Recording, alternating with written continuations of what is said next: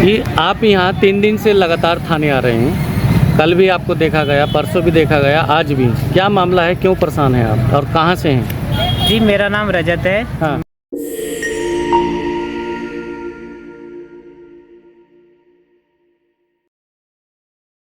नमस्कार, जय हिंद। एक खबर हम आपके बीच ऐसी ला रहे हैं जो पीड़ित और पुलिस से जुड़ी है।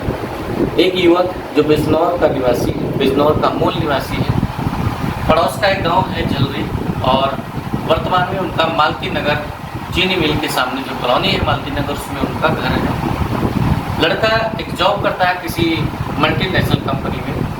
नोएडा उसकी ड्यूटी है और वो नोएडा से लौट रहा होता है। कंपनी में काम करता है और कंपनी की तरफ से उसको लैपटॉप मिला हुआ है, लेकिन जब वो किसी कार्य से छुट्टी लेकर अगर अपने घर लौट रहा है बिजनौर, तो ऊपर जो लगेज कैरियर होता है उसमें अपना बैग रख देता है कि जब बिजनौर आएगा बैग उतार से वहीं उतार लेंगे।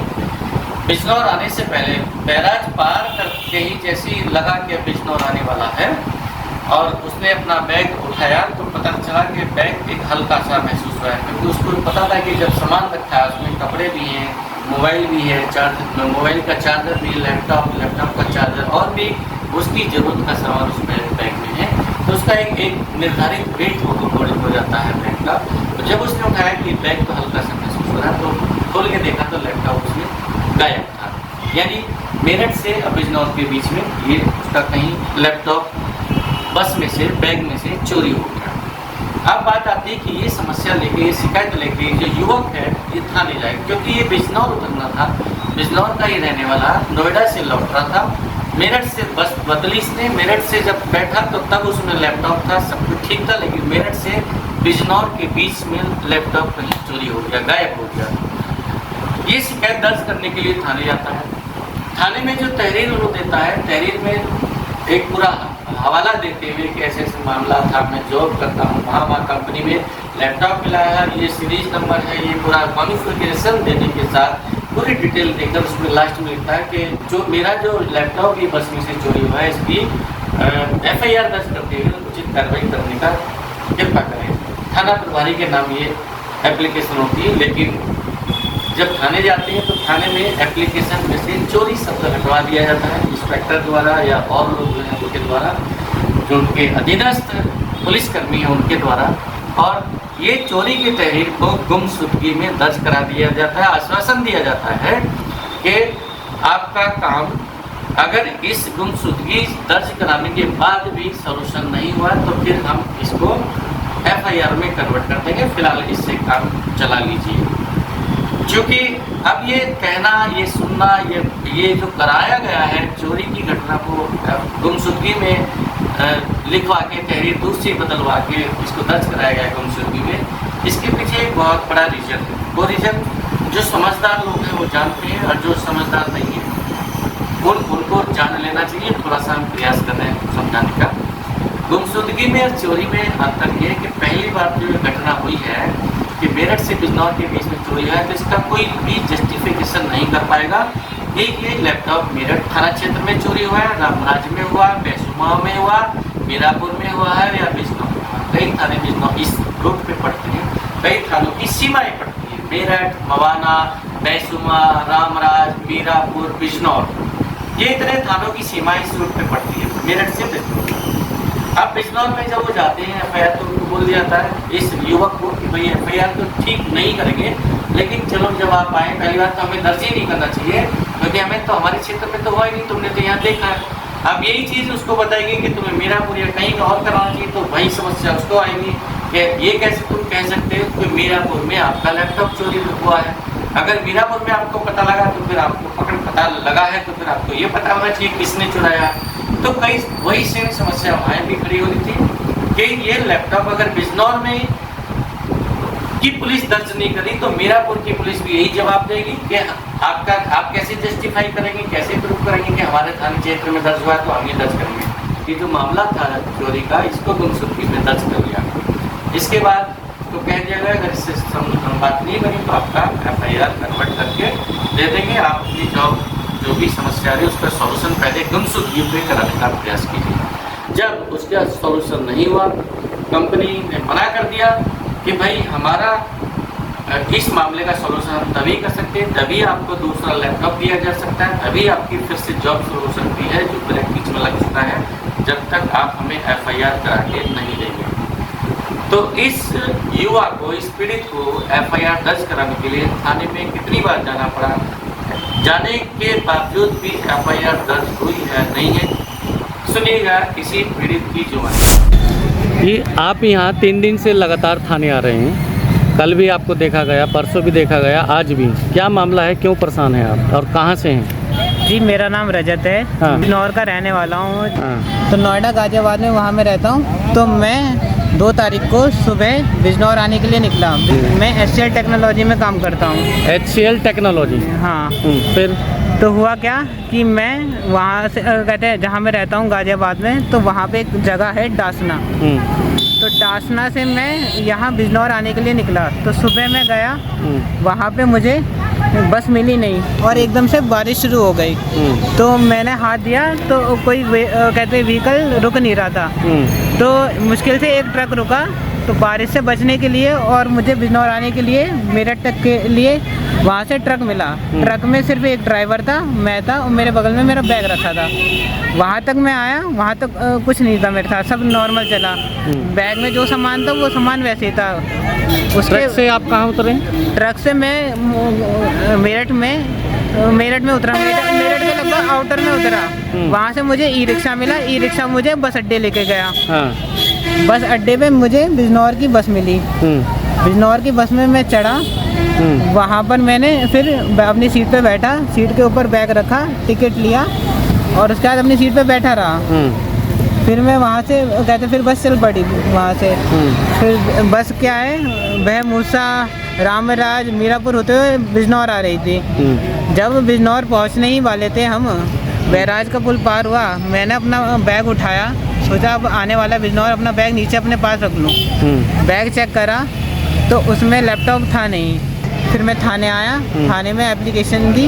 उसमें मैंने अपनी एप्लीकेशन में चोरी मेंशन किया था, लेकिन इन्होंने मेरे से चोरी ना करके गुमशुदगी करवा दिया।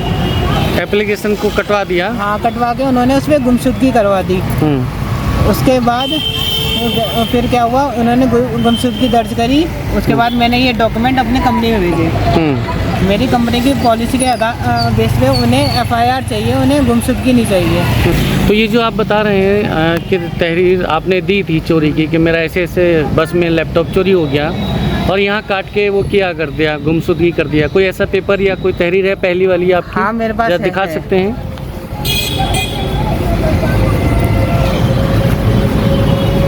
तो ये भाई दिखा रहे हैं अपनी वही तहरीर जिसमें जो इन्होंने पहले दी थी सबसे पहले, और ये इसको इन्होंने इस पे लिखा था साफ साफ, ये तहरीर इंस्पेक्टर के नाम लिखी थी। और तहरीर में नीचे इन्होंने लिखा था कि मेरा जो बस में लैपटॉप चोरी हो गया है उसके मामले में दर्ज करते हुए, उस मामले को दर्ज करते हुए उचित कार्रवाई करने की कृपा करें। लेकिन आप देख सकते हैं ये तहरीर में कटिंग करके और इस पे लिख दिया गया था कि इसमें आप गुमशुदगी दर्ज की। पीछे क्या लिखा, जरा कुछ दिखाएं।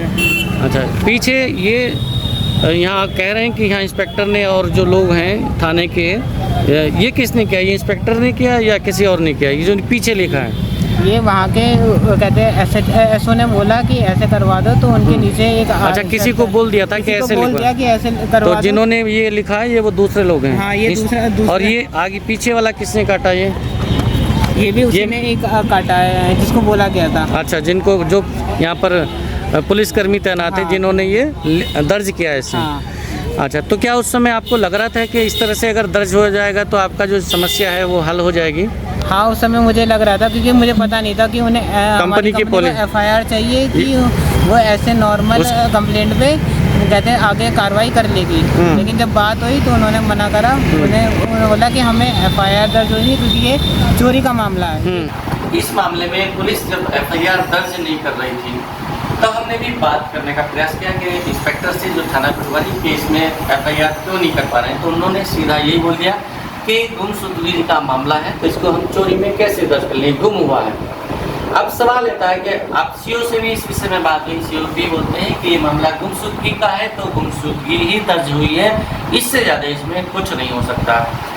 पीड़ित जो पक्ष है वो अपने परिजनों को लेके एसपी साहब से भी मिले, तो एसपी साहब ने भी उनको यही जवाब देके उनको लौटा दिया कि आपकी गुमशुदगी हुई है, लैपटॉप गुम हुआ है तो गुमशुदगी दर्ज हो गई, इससे ज़्यादा पुलिस आपकी कोई मदद नहीं कर सकती। अब सवाल होता है कि क्या ये मामला गुमशुदगी का है या चोरी का है। इस विषय में बात करने के लिए हमने कुछ कानून की किताबें भी टटोली और कुछ इस पेशे से जुड़े यानी वकीलों से भी बात की। जो यहाँ पर जिला बार एसोसिएशन है उसके अध्यक्ष है एसके बबली, उनसे भी बात की। उन्होंने भी यही कहा कि ये चोरी का मामला है, क्योंकि बस जो है बाउंड्री लाइन में है, बंद है, बस एक चारों तरफ से बंद है और उसमें से जब किसी बाउंड्री लाइन में से कोई बैग कोई भी सामान चोरी होता है, निकलता है, जाता है तो वो चोरी कहलाता है। अगर आप अपनी कार में लेके जा रहे हैं, कार में से कोई सामान निकलता जाता है तो वो चोरी कहलाएगा, क्योंकि वो बंद है पूरी तरह से। और अगर आप बाइक पे कोई बैग लेके जा रहे हैं और बैग में से कोई सामान निकल जाता है या बैग ही निकल के गिर जाता है, आपकी मोबाइल से बैग जेब से मोबाइल निकल के गिर जाता है तो ये आपकी गुमशुदगी कहलाएगी। क्योंकि बाइक जो खुली है उसके पास उस पर बाउंड्री लाइन नहीं, यानी वो बॉडी बंद, बॉडी पैक नहीं है जो किसी बॉडी में आपने रख दिया।